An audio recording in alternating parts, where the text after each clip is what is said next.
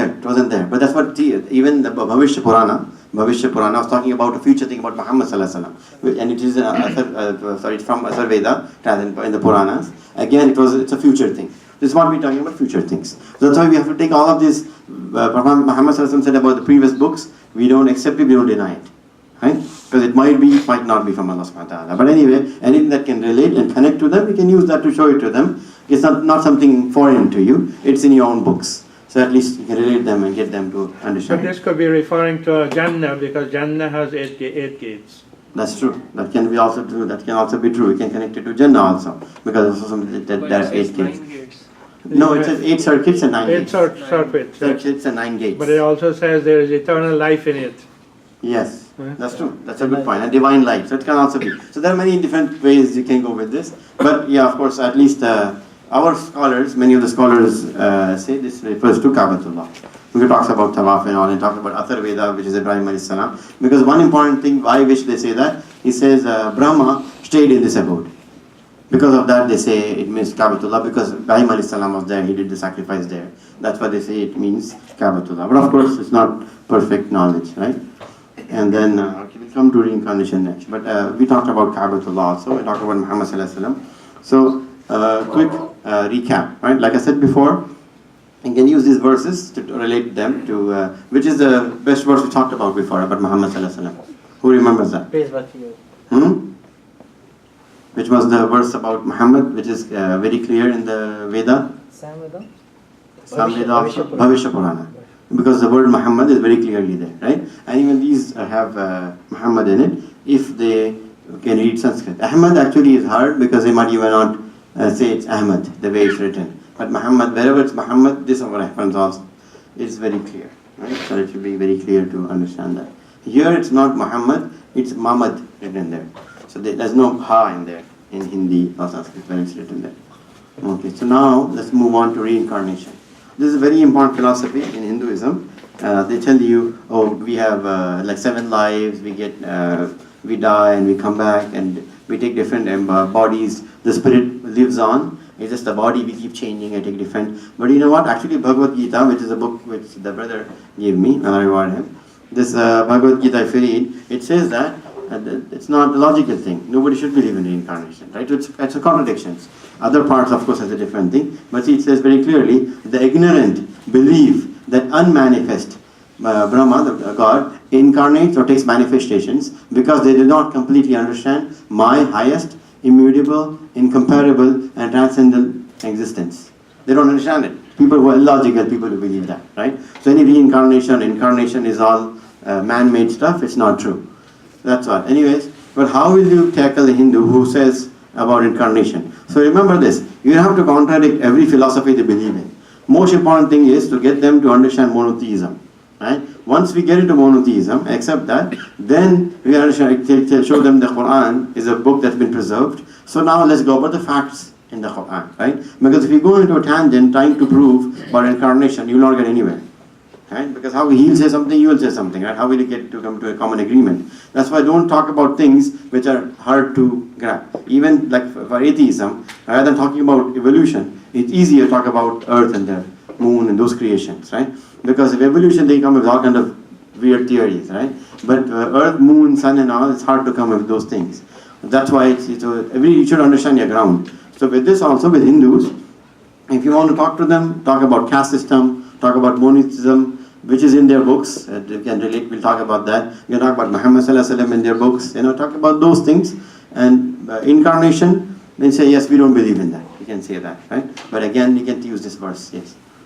So is the idea of reincarnation saying that even though the body dies, do they say that the spirit or the soul, whatever it is, do they say that is eternal? Yes. So they say it never ceases yes. to exist? Because they say Paramatma, Parameshwar, they say Paramatma is the biggest Atma, biggest soul, and all these souls are connected to the Paramatma. We are all Atma, we all have souls, and that's connected to the Paramatma, which is the biggest soul, right? So it's all connected.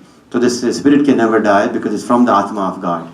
That's what they believe. That's why it's eternal. It just takes different forms, but it lives on. Yes. Incarnation and reincarnation are two different concepts. Incarnation is a belief that God comes in flesh Reincarnation Right? is Reincarnation that's is true, that's about true. person being That's reborn. true. Yes, he's right. Actually, incarnation is when in manifestation is like when you believe that God comes as a human manifest. That's incarnation. That's not reincarnation. Reincarnation is us going reincarnation, but they are connected. The reason they are connected is they believe God itself, our God, our Atma is linked to the God's Atma, from the God's soul. So that's why we all connected to God. That's why Hindus believe that we all are gods because God lives within us. Most of the Hindus will tell you, Bhagwan hamare andar rehte hain, like He lives within us. Why? Because they say Atma, which is a soul, is from God, and that is a part of God. So that's why God is within us. That's why they tell you should not harm anyone because there's God living in the person.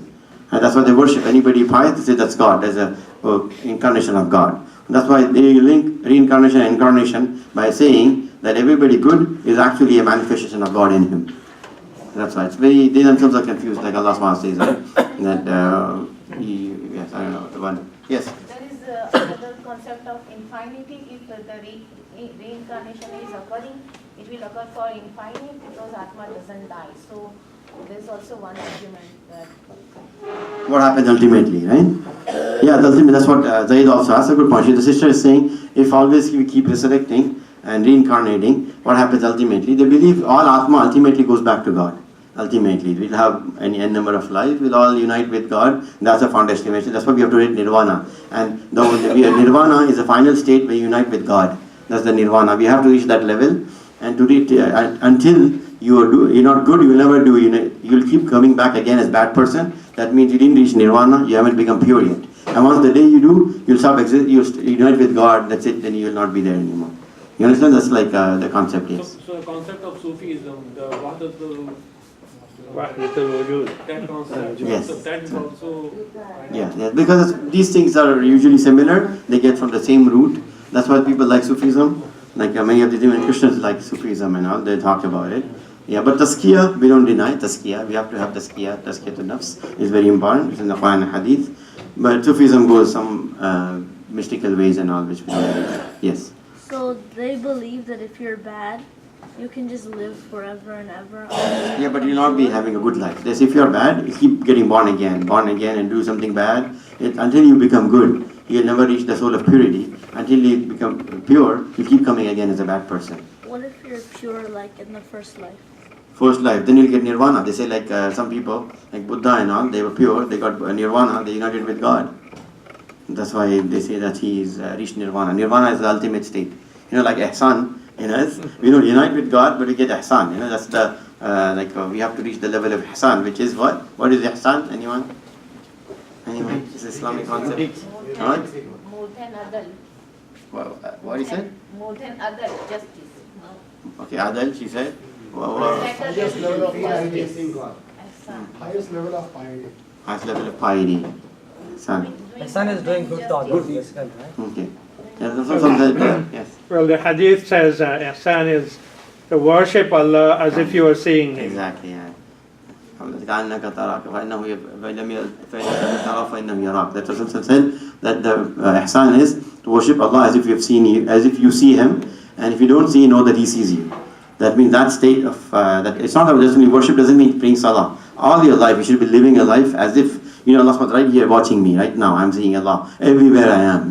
With that state of level, if you live, you cannot do any sin. How do you if I see a cop right behind me, there's no way I'll run a red light because I know he's right there. So if I know Allah was watching me right now, there's no way I'll sin because he's right there watching me. So if you live a level of ihsan, then person reaches a very high level of piety. That's what ihsan. So they call it nirvana, but they added some more spices to it. So they say nirvana is unity of soul, our soul with the soul of God, Paramatma. That's what they say. Yes. Go ahead. Yes. So, some people have mentioned to me when talking about reincarnation, because the idea sounds a bit absurd that we're part of Allah, but then they take ayahs from the Quran that says that Allah blew His spirit, right? When نَفَخَ فِيهِ مِنْ رُوحِهِ. And a lot of times it's kind of difficult to work with that because now they're saying, the Quran is saying something very similar where you're coming from Allah, so why is this different? That's a very good point. But actually the translation of that verse is actually wrong because from ruh, another meaning from his own ruh. from his creation. Ruh is the creation of God, right? يَسْأَلُونَكَ عَنِ الرُّوحِ قُلْ رُوحٌ مِنْ أَمْرِ رَبِّي. That ruh is what? It's the amr of Allah, the command of Allah subhanahu wa ta'ala. So ruhi doesn't mean it's a part of the ruh of Allah subhanahu wa ta'ala, but rather a ruhi, that's everything belongs to inna lillahi wa inna ilayhi raji'un. Right? The creation of Allah subhanahu wa ta'ala. So it's Allah subhanahu wa ta'ala blew the spirit from him, which is he created it and he blew him. So that's how I dissociate. But that's a good point, people do that, but that's how I translate and tell them this is what it means, you know. Yes, he was They say about the immortal soul. We have similar concept in our Islam also, immortal soul, when Allah subhanahu wa ta'ala given a soul. Till temporarily we gone to a barzakh and then afterward we'll go in Jannah. It's immortal for us also. So we can talk about common terms, what they related in our Islam. We can talk about what other things are immortal. In Islam also is immortal. Well, that's a good point. The brother is saying that the soul, the ruh that Allah subhanahu wa ta'ala created is immortal.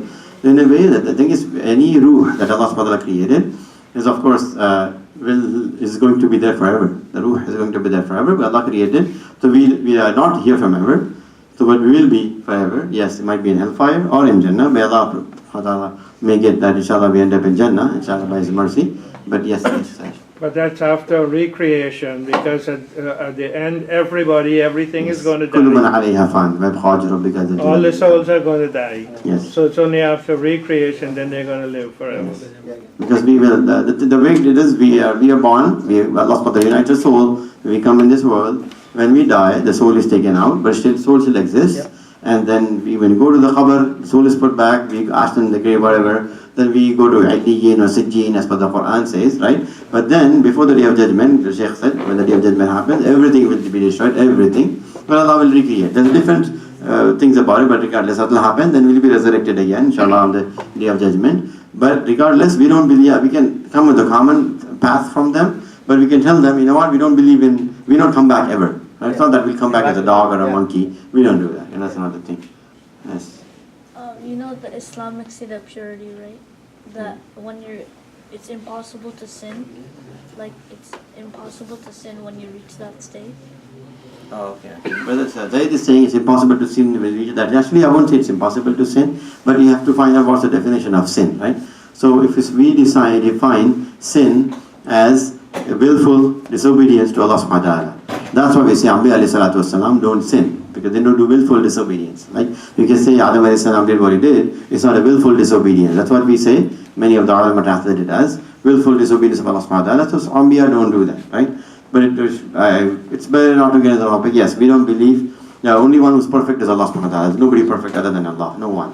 Nobody is perfect. And Allah subhanahu wa ta'ala made everything, so everybody has its own things, whatever it is, good or bad, right? Inshallah. Yes. So any other questions? We can move on now. Okay, let's go to monotheism, our favorite topic, right? So now, this is what I usually use. Rather than using what Muhammad sallallahu alaihi wasallam in the Bible and all, I use monotheism. Why? Because like I said, this one they cannot mistranslate. And there's no need for them to mistranslate. It's there. For Muhammad sallallahu alaihi wasallam, it's very clear, so they usually try to extrapolate, mistranslate. But monotheism is crystal clear. It's there in the Vedas. And many of the Vedic Hindus also believe in this. So you can quote from them. Actually, there is websites. There's actually a group called Vedic Hindus. And you can, if you make him talk to him, they will convince him there's only one God.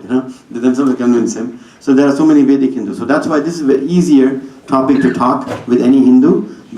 Quote him the scriptures from the Veda where it talks about one God, one creator. And you'll see it gets so clear that there's no way out of it, right? Let's say this. Yajurveda, right? Yajurveda. This is chapter, and these are chapters, and then it's sometimes there are books and chapters and verses and all. This is the 40th chapter, first verse. It says, the entire world is embedded within and managed by the one and only one, Ishwar, right? So very famous thing you can tell any Hindu, if you know Hindi or if you memorize it, tell him, do you know Param Parmeshwar Ek Hai Nirankar Hai, right? They will accept this. Param Parmeshwar Ek Hai Nirankar Hai. Who knows Hindi? Who can say this? Param Parmeshwar Ek Hai Nirankar Hai. And Nirankar Hai. Ask any Hindu, he'll accept it.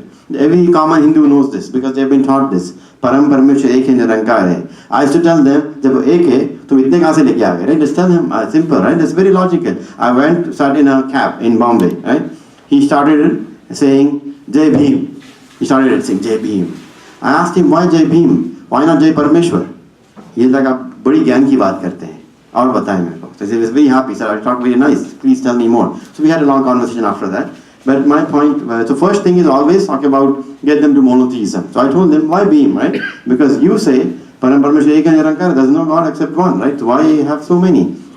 I'll tell you what, once, I was in Microsoft before this, and like I said before, you cannot talk about religion, right? So we had different forums in Microsoft, with different email groups. One of the email groups was, they called Muslims at Microsoft. The different email IDs, and we used to chat. We can talk about all fatwas are going on every time and all discussions. There was another group called, anybody can join, doesn't have to be Muslims. Anyone can join and it can be as abusive as you want. Nobody can say nothing because it's regulated, right?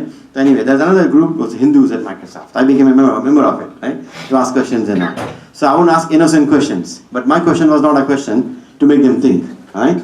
So I basically, one of the questions I asked was, can somebody explain me what this means? Param Parameshwar Eka Nirankar, right? And there was a big debate that went on and on and on, right? So then, remember there was one, not Satya Sai Baba himself, yes, him and there's another one, they were found to do, they did fornication with a girl. Do you remember that incident?